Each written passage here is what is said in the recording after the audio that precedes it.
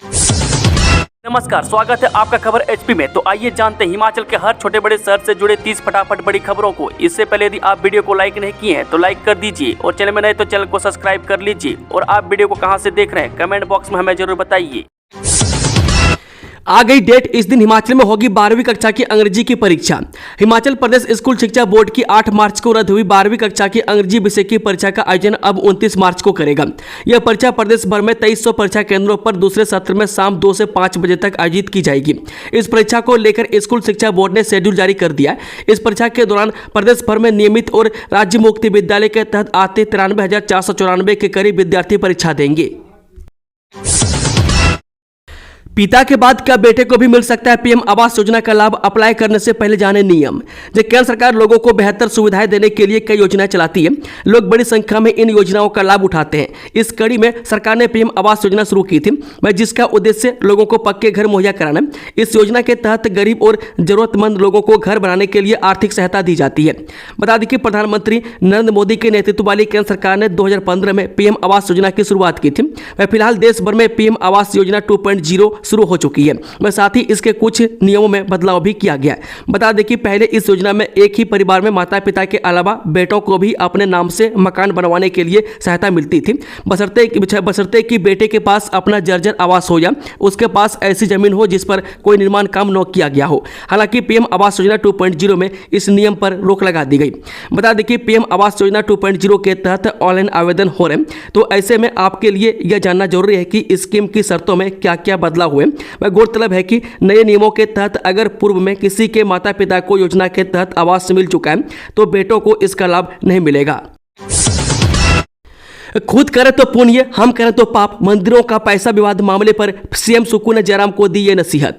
हिमाचल प्रदेश में सुखविंदर सिंह सुक्खू सरकार की ओर से 2 सरकारी योजनाओं के लिए मंदिरों से मांगे गए पैसों को लेकर मचा घमासान जारी है। प्रदेश में नेता प्रतिपक्ष इस मामले को लेकर लगातार कांग्रेस सरकार पर हमलावर है। वहीं मुख्यमंत्री ने राज्यपाल के बजट अभिभाषण के दौरान मीडिया से बातचीत में इन आरोपों का जवाब दिया। हिमाचल में पहली बार खुलेंगे 10 ऐसे स्कूल, छात्रों को मिलेगी स्विमिंग पूल और इंडोर स्टेडियम की सुविधा। हिमाचल में शिक्षा के स्तर में सुधार लाने के लिए सरकार लगातार प्रयास कर रही है। इसके लिए राज्य सरकार हर विधानसभा क्षेत्र में चरणबद्ध तरीके से Rajiv Gandhi day boarding school खोल रही है। इसके तहत अगले सत्र से 10 ऐसे स्कूल कार्य करना शुरू कर देंगे, जहां छात्रों को स्कूलों में स्विमिंग पूल, इंडोर स्टेडियम और खेल गतिविधियों के लिए बेहतर आधारभूत ढांचा उपलब्ध होगा। मुख्यमंत्री सुखविंदर सुक्खू ने सोमवार को राजीव गांधी राजकीय महाविद्यालय चौड़ा मैदान शिमला के वार्षिक समारोह की अध्यक्षता करते हुए ये बात कही। उन्होंने कहा कि राज्य सरकार कठिन परिस्थितियों के बावजूद आत्मनिर्भर हिमाचल की नींव रख रही है।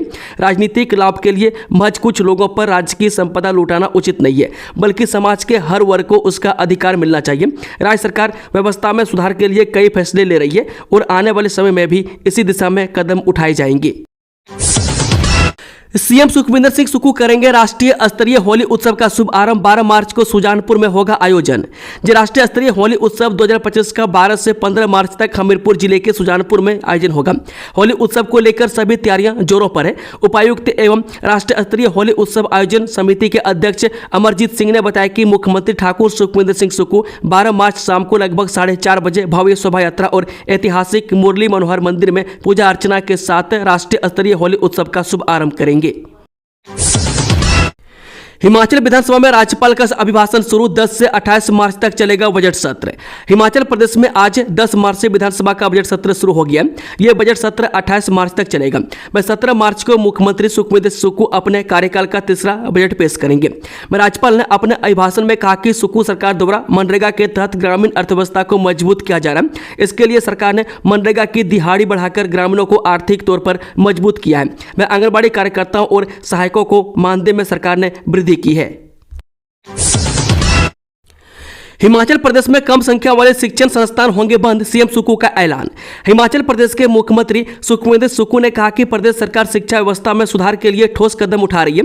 उन्होंने स्पष्ट किया है कि जिन शिक्षण संस्थानों में छात्रों की संख्या कम है या जहां गुणवत्तापूर्ण शिक्षा नहीं मिल रही है, उन्हें अगले शैक्षणिक सत्र से बंद कर दिया जाएगा। ऐसे संस्थानों के छात्रों के लिए नजदीकी बड़े शिक्षण संस्थानों में सीटें बढ़ाई जाएंगी और आने जाने का खर्च भी राज्य सरकार उठाएगी। नेता प्रतिपक्ष बोले 2 साल के बाद भी सरकार के पास उपलब्धियों के नाम पर बताने को कुछ भी नहीं। जब विधानसभा सत्र के पहले दिन राज्यपाल के अभिभाषण पर मीडिया के प्रतिनिधियों से बातचीत करते हुए नेता प्रतिपक्ष जयराम ठाकुर ने कहा कि सरकार के पास 2 साल के कार्यकाल के बाद भी बताने के लिए कुछ भी नहीं है, इसलिए वह राज्यपाल के अभिभाषण के माध्यम से भी झूठ बोल रही है। मैं सरकार के पास केंद्र सरकार द्वारा प्रायोजित योजनाओं के साथ साथ पूर्व सरकार द्वारा किए गए काम ही है जिसके बारे में वह बात कर सकती है। इसके बाद भी केंद्र सरकार के प्रति आभार का एक शब्द भी नहीं बोलता है। वह उल्टा सहयोग न देने का ही आरोप लगाती है। वह प्रदेश में बुजुर्गों को मिलने वाली पेंशन भी 6 महीने से नहीं आई है। प्रदेश में आज तक ऐसा नहीं हुआ है। हिमाचल के हर मेडिकल ब्लॉक में बनेंगी पब्लिक हेल्थ लैब, बीमारी फैलने पर तुरंत मिलेगा अलर्ट।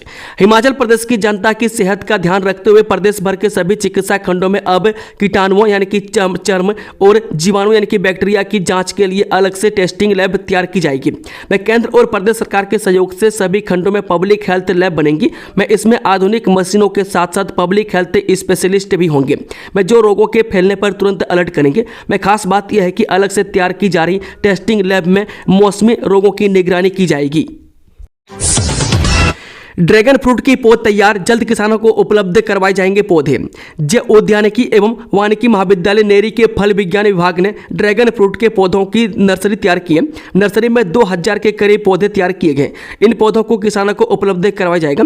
वह जुलाई और अगस्त माह में इन पौधों को रोपा जा सकता है। ऐसे में किसान संस्थान से जून माह के अंत अथवा जुलाई माह की शुरुआत में इन पौधों को खरीद सकते हैं। वर्ष 2023 में उद्यानिकी एवं वानिकी महाविद्यालय नेरी के फल विज्ञान विभाग के वैज्ञानिकों ने बहुप्रचलित ड्रैगन फ्रूट पर एक अध्ययन शुरू किया था। वह ट्रायल के तौर पर विभाग ने त्रिपुरा, गुजरात और अन्य कई राज्यों से प्रोग्रेसिव किसानों से प्लॉटिंग मटेरियल खरीदकर एक बगीचा स्थापित करने का प्रयास शुरू किया था। अभी खत्म न होगी पटवारी कानूनगों की हड़ताल, बैठक में राज्य कैडर की अधिसूचना वापस लेने की उठाई मांग। हिमाचल प्रदेश में चल रही पटवारी कानूनगों की हड़ताल फिलहाल खत्म नहीं होगी। रविवार को गगल हवाई अड्डे पर मुख्यमंत्री सुखबीर सुक्खू से बातचीत के बाद संयुक्त पटवारी कानूनगो संघ ने वर्चुअल बैठक की।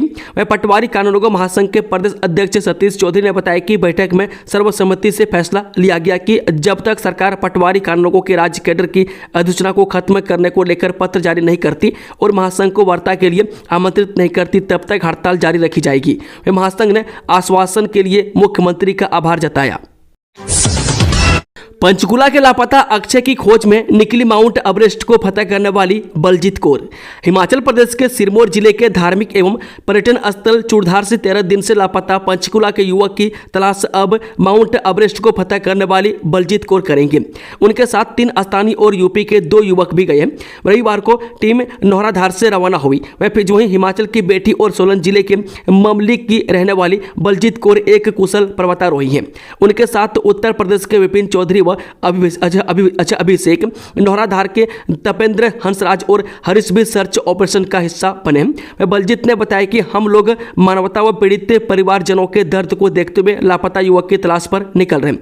उम्मीद है कि उन्हें युवक को ढूंढने में कामयाबी मिलेगी। मैं 26 फरवरी को शिवरात्रि के दिन अक्षय अपने दोस्त के साथ चूड़धार पहुंचा था। इस दौरान वह अपने दोस्त से पिछड़कर लापता हो गया। इस समर सीजन में दिल्ली गगल हवाई रूट पर शुरू होंगी 2 और उड़ानें। जिस समर सीजन में दिल्ली गगल हवाई रूट पर यात्रियों को 2 अतिरिक्त उड़ानों की सुविधा मिलेगी। वहीं गगल से चंडीगढ़ के लिए भी एक नई उड़ान शुरू होगी। मैं स्पाइस जेट दिल्ली गगल रूट पर उड़ान शुरू करने जा रहा है। मैं 30 मार्च के बाद स्पाइस जेट नई उड़ान शुरू करेगा। इसके बाद दिल्ली गगल के बीच स्पाइस जेट की 3 उड़ानें हो जाएंगी। मैं अभी रूट पर स्पाइस जेट की 2 उड़ानें चल रही है। नए शेड्यूल के तहत गगल एयरपोर्ट पर स्पाइस जेट की 3, इंडिगो की 2 और एलायंस की 1 उड़ान उतरेगी। वहीं गगल से चंडीगढ़ के लिए भी दिन में 2 उड़ानों की सुविधा मिलेगी। राजधानी दिल्ली से गगल एयरपोर्ट के लिए उड़ानों की संख्या में जहां बढ़ोतरी होगी, वहीं दूसरी शिफ्ट में भी गगल से दिल्ली के लिए उड़ानें शुरू होंगी। गगल एयरपोर्ट के निदेशक धीरेन्द्र सिंह ने बताया कि 30 मार्च के बाद हवाई उड़ानों के शेड्यूल में बदलाव होगा। इस दौरान दिल्ली गगल हवाई रूट पर कुछ उड़ानों में जहां बढ़ोतरी होगी, वहीं दूसरे सत्र में भी उड़ानें शुरू होंगी। वह चंडीगढ़ के लिए उड़ानों की संख्या में बढ़ोतरी होगी। टेरिफ वॉर का हिमाचल के सेब कारोबार पर पड़ सकता है असर, बागवानों को होगा नुकसान। जो अमेरिका के साथ टेरिफ वॉर का हिमाचल के सेब कारोबार पर असर पड़ सकता है।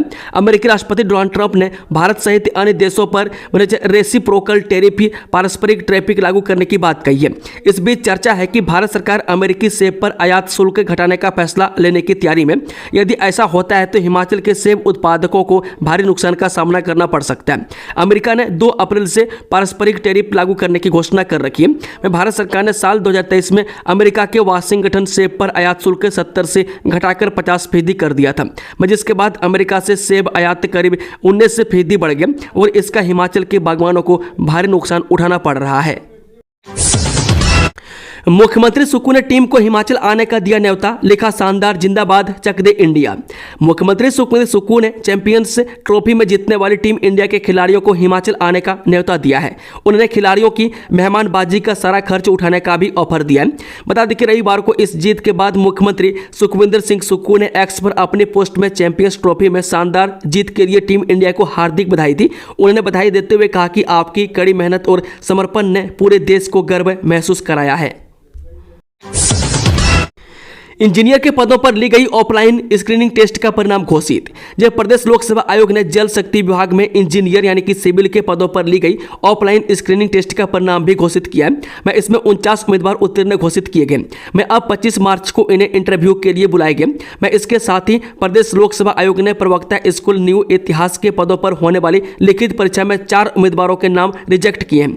मैं डॉक्यूमेंट वेरिफिकेशन के दौरान यह उम्मीदवार अनुपस्थित पाए गए। आईपीएस इल्मा अफरोज अब लाहौल स्पीति की एसपी, सरकार ने किया तब्दील। जो राज्य के प्रमुख औद्योगिक क्षेत्र बद्दी की एसपी रही 2018 बैच की आईपीएस अधिकारी इल्मा अफरोज अब लाहौल स्पीति की एसपी होंगी और वह एसपी कुल्लू गोकुल चंद्रन कार्तिकेयन को भारमुक्त करेंगे। मैं हाईकोर्ट के आदेशों की वजह से सरकार इल्मा को ट्रांसफर नहीं कर पा रही थी, लेकिन जब इल्मा अफरोज 40 दिन बाद ड्यूटी पर लौटी तो उन्होंने बद्दी की बजाय पुलिस मुख्यालय में ज्वाइनिंग दी और उस समय से वह पुलिस मुख्यालय में ही तैनात थी। सुच्चा सिंह नाम के व्यक्ति ने हाईकोर्ट में याचिका दायर कर उन्हें एसपी बद्दी लगाने का आग्रह किया, लेकिन राज्य सरकार की ओर से कोर्ट को बताया कि इल्मा ने स्वयं ही बद्दी से ट्रांसफर मांगी है। स्टाफ नर्स और फार्मासिस्ट के लिए 12 को होंगे साक्षात्कार। जो राष्ट्रीय मिशन हेल्थ कार्यक्रम के तहत बद्दी के निमंत्रण रिसोर्ट में 12 मार्च को स्टाफ नर्स व फार्मासिस्ट आदि के लिए साक्षात्कार होंगे। अधिकारी मनप्रीत चौधरी ने बताया कि इस दौरान आउटसोर्स के तहत staff nurse, pharmacist, OTM, CHO, counsellor, STS, STLS, TB, HB, epidemiologist, procurement and logistic और रेफ्रिजरेटर मैकेनिक के लिए अभ्यर्थी साक्षात्कार दे सकते हैं। 30 मार्च से पहले डिफॉल्टरों को लंबित टैक्स चुकाने का नोटिस नहीं देने पर कटेगा बिजली पानी।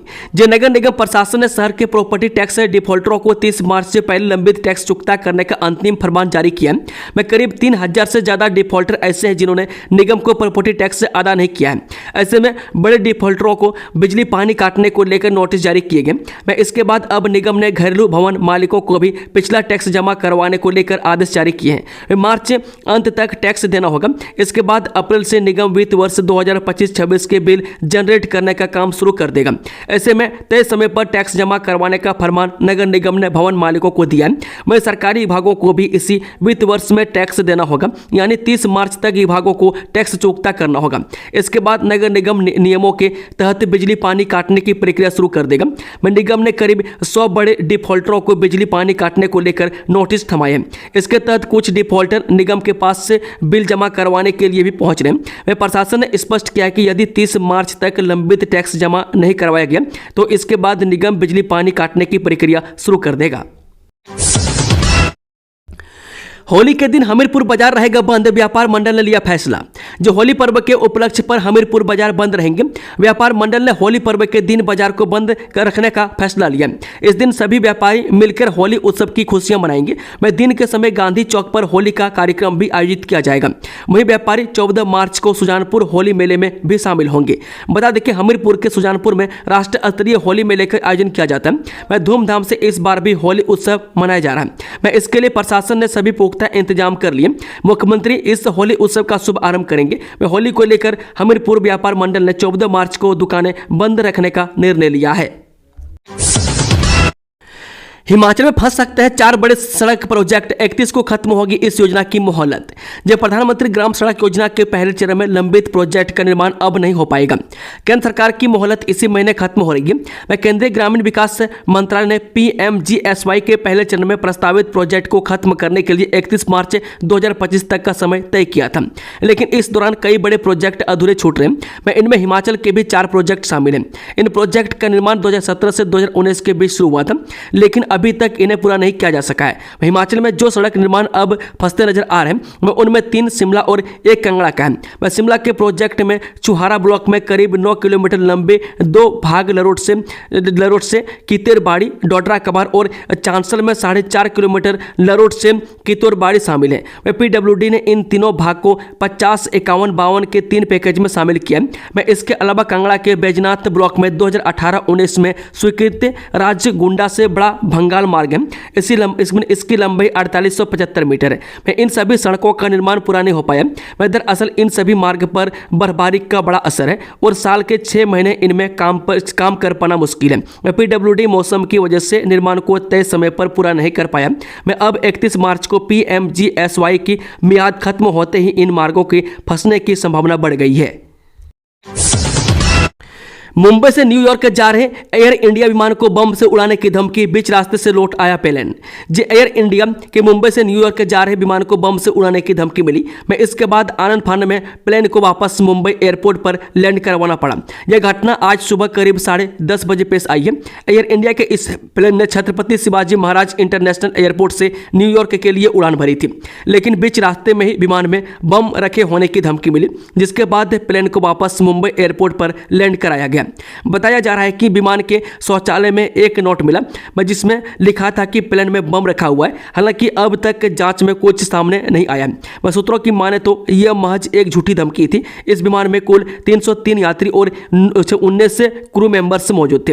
विमान ने रात 2 बजे मुंबई से उड़ान भरी और सुबह 10:25 पर वापस लौट आया। ई टैक्सी के लिए 500 युवाओं की लिस्ट तैयार। जब प्रदेश में राजीव गांधी स्टार्टअप योजना के तहत सरकार बजट में कोई नई घोषणा कर सकती है। प्रदेश के परिवहन विभाग ने ई टैक्सी सेवा का लाभ देने के लिए 500 युवाओं का चयन किया, जिसकी पहली सूची पिछले साल में श्रम विभाग को दी गई थी। बताया जा रहा है कि श्रम विभाग अपने हिसाब इन लाभार्थियों का चयन करेगा। बता दें कि सरकार ने पिछले बजट में राजीव गांधी स्टार्टअप योजना के तहत 500 बेरोजगार युवाओं को ई टैक्सी खरीद पर अनुदान देने का ऐलान कर रखा है और चरणबद्ध ढंग से सरकार इस योजना को आगे बढ़ा रही है। परिवहन विभाग ने चयनित आवेदकों की फाइल अनुदान के लिए श्रम एवं रोजगार विभाग को भेज दिए। इन सभी के ड्राइंग टेस्ट में भी करवाए जा चुके हैं। अब श्रम एवं रोजगार विभाग ने यह अनुदान जारी करना है। इसमें 40% अनुदान सरकार देगी। 10% लाभार्थियों का शेयर होगा और 50% लोन मिलेगा। 7 राज्यों में 12,740 बैंक खाते ट्रेस। प्रदेश में 114 करोड़ रुपए की साइबर ठगी, 48 आरोपी गिरफ्तार। जब प्रदेश आए दिन साइबर ठगी के मामले बढ़ रहे हैं, वहीं पुलिस की साइबर टीम ने साइबर ठगों पर शिकंजा कस दिया है। स्टेट CID साइबर सेल की जांच में प्रदेश में साइबर ठगी के करोड़ रुपए के मामलों का अंजाम देने वाले 12,740 बैंक खाते ट्रेस किए गए। साइबर ठग में उपयोग किए गए बैंक खातों में महाराष्ट्र, राजस्थान और हरियाणा के सबसे अधिक बैंक खाते पाए गए। वहीं बाहरी राज्यों में बैठे साइबर ठग प्रदेश के भोले भाले लोगों को झांसे में फंसाकर करोड़ों का चूना लगा रहे हैं। हिमाचल प्रदेश में वर्ष 2024 में साइबर क्राइम की 11,982 शिकायतों को NCRP पोर्टल पर चढ़ाया गया। साइबर क्राइम के मामले में साथियों ने प्रदेश के लोगों से 114 करोड़ ठगे। स्टेट CID के साइबर सेल टीम ने 114 करोड़ में से 15 करोड़ शिकायतकर्ताओं को वापस दिलाई है। विधानसभा का बजट सत्र 2 दिन बढ़ाने का प्रस्ताव। हिमाचल विधानसभा का बजट सत्र 2 दिन बढ़ सकता है। विपक्ष ने रविवार को सर्वदलीय बैठक में इस बात का सुझाव विधानसभा अध्यक्ष को दिया है और इस सुझाव को विधानसभा अध्यक्ष कुलदीप सिंह पठानिया ने बिजनेस एडवाइजरी कमेटी में ले जाने की बात कही है। सत्ता पक्ष और विपक्ष इस सुझाव पर सहमत होते हैं तो विधानसभा का बजट सत्र 31 मार्च तक खिसक सकता है। इसके अलावा विपक्ष ने होली के ठीक बाद शनिवार को अवकाश की बात कही है। दरअसल 14 मार्च को होली है और इस दिन विधानसभा सत्र नहीं होगा। इसके अगले दिन 15 मार्च को शनिवार को सत्र रखा गया, जबकि 16 मार्च को रविवार का अवकाश है। इसे लेकर विपक्ष ने मामला उठाया। विधानसभा अध्यक्ष ने विपक्ष के इस सुझाव पर भी गौर करने की बात कही है। विधानसभा अध्यक्ष कुलदीप सिंह पठानिया ने रविवार को सर्वदलीय बैठक का आयोजन किया था और इस बैठक में दोनों दल कांग्रेस और भाजपा के नेता हिस्सा लेने पहुंचे थे। इस मौके पर विधानसभा अध्यक्ष कुलदीप सिंह पठानिया ने कहा कि बैठक के दौरान सत्र के कैलेंडर पर चर्चा की गई और किस दिन कौन सा कार्य प्रस्तावित है इस पर अपनी राय रखी गई। जीएसटी लागू होने से हिमाचल को घाटा, नए सत्र से निजी स्कूलों की भी रैंकिंग। हिमाचल प्रदेश विधानसभा के बजट सत्र की सोमवार दोपहर बाद राज्यपाल श्री प्रताप शुक्ल के अभिभाषण के साथ शुरुआत हुई। 1.5 घंटे के अभिभाषण में राज्यपाल ने जहां सरकार की उपलब्धियों गिनवाई, वहीं केंद्र से जीएसटी की क्षतिपूर्ति नहीं मिलने से हो रहे वित्तीय नुकसान का भी जिक्र किया। उन्होंने कहा कि मेरी सरकार ने टेम्परिंग राजस्व घाटा अनुदान के बावजूद पूंजीगत व्यय को कम नहीं होने दिया। राज्यपाल ने कहा कि प्रदेश में प्राइमरी स्कूलों से लेकर कॉलेजों तक सभी शिक्षण संस्थानों की रैंकिंग करने का निर्णय लिया है। हिमाचल पूरे प्रदेश में पहला राज्य है जहां सभी सरकारी शिक्षा संस्थानों की वार्षिक रैंकिंग की जा रही है। आने वाले वर्ष में निजी क्षेत्र के शिक्षण संस्थानों को भी इसमें शामिल किया जाएगा। तिब्बती राष्ट्रीय विद्रोह की 66वीं वर्षगांठ, चीन के विरोध में सड़कों पर उतरे निर्वासित तिब्बती, जोरदार नारेबाजी। जब तिब्बती राष्ट्रीय विद्रोह की 66वीं वर्षगांठ पर सोमवार को निर्वासित तिब्बती सड़कों पर उतरे। निर्वासित तिब्बतियों ने मैक्लोडगंज से धर्मशाला तक जन आक्रोश रैली निकालकर चीन के खिलाफ नारेबाजी की। निर्वासित तिब्बतियों ने अंतर्राष्ट्रीय समुदाय से चीन सरकार की ओर से तिब्बत में तिब्बतियों पर किए जा रहे अत्याचारों को बंद करने के लिए चीन पर दबाव बनाने की अपील भी की। भाजपा प्रदेश अध्यक्ष बोले, सरकारी स्कूल बंद कर निजी स्कूलों को फायदा पहुंचा रही सुक्खू सरकार। जब भाजपा के प्रदेश अध्यक्ष डॉक्टर राजीव बिंदल ने सरकार पर आरोप लगाया है कि सरकारी स्कूलों को बंद कर निजी स्कूलों को फायदा पहुंचाया जा रहा है। मैं कहीं न कहीं ऐसा लगता है कि वर्तमान सरकार की निजी स्कूलों के साथ मिली भगत है। मैं जहां भी स्कूल बंद होते हैं वहां नया निजी स्कूल खुल जाता है। हिमाचल में आज से एक सप्ताह तक बारिश बर्फबारी के आसार, 4 जिलों के लिए येलो अलर्ट जारी। हिमाचल प्रदेश में पश्चिमी विक्षोभ की सक्रियता से आज से एक सप्ताह तक बारिश बर्फबारी का पूर्वानुमान है। वह साथ ही कई भागों में अंधड़ चलने का येलो अलर्ट भी जारी किया गया। वह 4 जिलों में भी भारी बारिश का अलर्ट है। वह उधर बीते दिनों हुई बर्फबारी से लाहौल घाटी में 100 से अधिक सड़कें अभी भी बहाल नहीं हो पाई है। रविवार को मनाली से आगे सोलंगनाला धुंधी मार्ग पर रविवार दोपहर हिमखंड गिरा, जिससे मनाली ले मार्ग 2 घंटे तक अवरुद्ध रहा। हालांकि हिमखंड गिरने से जान माल का कोई नुकसान नहीं पहुंचा है। सीमा सड़क संगठन ने सूचना मिलते ही मार्ग 2 घंटे में बहाल कर दिया। शिमला में आज हल्की धूप खिलने के साथ बादल छाए हुए हैं। पांगी घाटी के लिए सुरंग निर्माण की मांग, सांसद सिकंदर कुमार ने राज्यसभा में उठाया मुद्दा। हिमाचल प्रदेश के चंबा जिले की अति दुर्गम पांगी घाटी के लोगों को साल भर जिला मुख्यालय से जोड़े रखने के लिए सुरंग निर्माण की मांग राज्यसभा में गूंजी। हिमाचल प्रदेश से राज्यसभा सांसद डॉक्टर सिकंदर कुमार ने सोमवार को शून्यकाल के दौरान यह अहम मुद्दा उठाते हुए भारत सरकार से इस दिशा में ठोस कदम उठाने की अपील की। दोस्तों, खबरों का सिलसिला समाप्त होता है। अगर जानकारी पसंद आई तो वीडियो को लाइक, शेयर, चैनल को सब्सक्राइब जरूर कर लें और कमेंट बॉक्स में कमेंट करके बताएं कि आप न्यूज़ को किस जिले और पंचायत से देख रहे हैं। Thank you, all the best, जय हिंद, जय हिमाचल।